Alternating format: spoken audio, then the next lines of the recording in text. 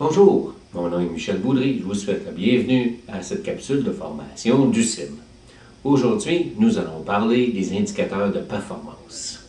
Les indicateurs de performance, on en a besoin dans l'entreprise pour pouvoir évidemment mesurer tout l'impact que chacune des activités peut avoir les unes sur les autres au sein de l'entreprise. Donc, quels sont les indicateurs de performance qu'on veut mettre de l'avant dans l'entreprise et qu'on veut prioriser?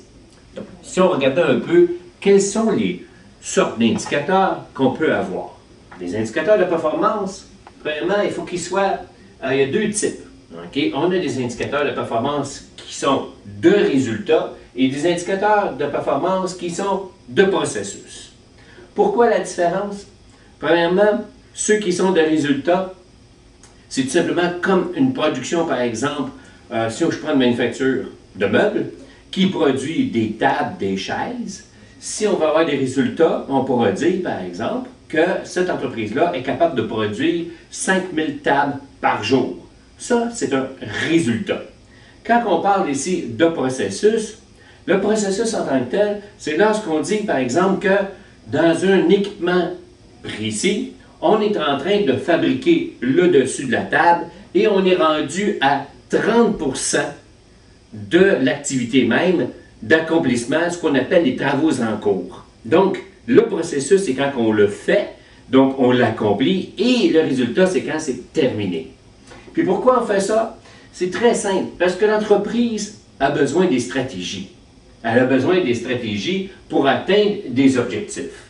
Dans la plupart des entreprises au Québec et au Canada, on va fixer des stratégies à travers ce qu'on appelle les budgets. Ce sont des stratégies qui sont monétaires, okay, avec des résultats. Ça, c'est un premier abord.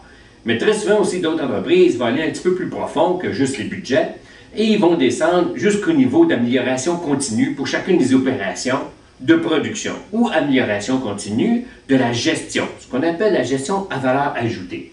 Donc, on va mettre dans la stratégie des indicateurs qui nous permettent, de diagnostiquer quel est le réel de l'entreprise et quels sont les objectifs qu'on va se fixer.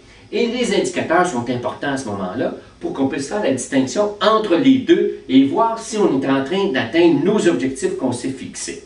Donc, c'est sûr qu'à l'intérieur de ça, il y a tout le volet de plan d'action et de responsable, et ainsi de suite. Okay? Mais, pour aujourd'hui, il suffit de comprendre qu'un indicateur sert à mesurer la différence entre le réel et les objectifs qu'on tend à obtenir. Dans ces indicateurs-là, donc on peut avoir des indicateurs de résultats, des indicateurs de processus, et dans chacun, okay, on a trois grandes familles d'indicateurs. Des familles d'indicateurs de stratégie, stratégique, qui va atteindre par exemple des stratégies, si on veut avoir par exemple une campagne de marketing pour les ventes, bien, on va appliquer justement des indicateurs, dire pour cette campagne de vente qui va durer un mois, on veut augmenter les ventes de 10%. C'est une stratégie, mais on va mettre des indicateurs précis par produit, par vente, par vendeur, par territoire. Et ces indicateurs-là vont nous dire si on atteint notre stratégie. On va avoir des familles au point de vue des indicateurs tactiques. Et on va avoir aussi des familles qui sont opérationnelles. Dans la tactique, c'est tout simplement lorsqu'on veut atteindre des résultats sur le côté d'amélioration continue.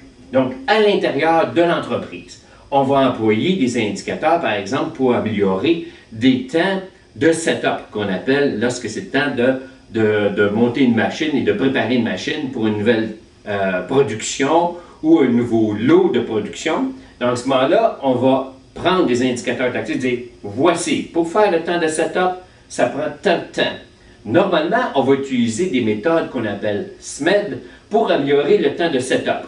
Donc, un coup que le temps de setup est amélioré, et on va avoir mis en place des indicateurs de processus et de résultats pour cet indicateur-là, okay, cette famille de tactiques, on va voir l'amélioration qu'on a eue.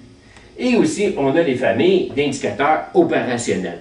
Un peu comme je vous le disais tantôt, tout simplement, lorsque c'est le temps, par exemple, de sabler le dessus d'une table, si ça prend normalement 30 minutes, mais on va voir l'opération et on va savoir combien de temps que ça prend et les améliorations qu'on peut apporter sur l'opération même de sablage. Donc, on va avoir 3 familles distinctes au sein de l'entreprise et dans chacun de ces familles-là, on va avoir les 2 types, les indicateurs de résultats et les indicateurs de processus pour chacune des familles. Et évidemment, il faut toujours se rappeler qu'un indicateur doit être intelligent. C'est pour ça qu'on a des indicateurs qu'il faut qu'ils soient absolument smart.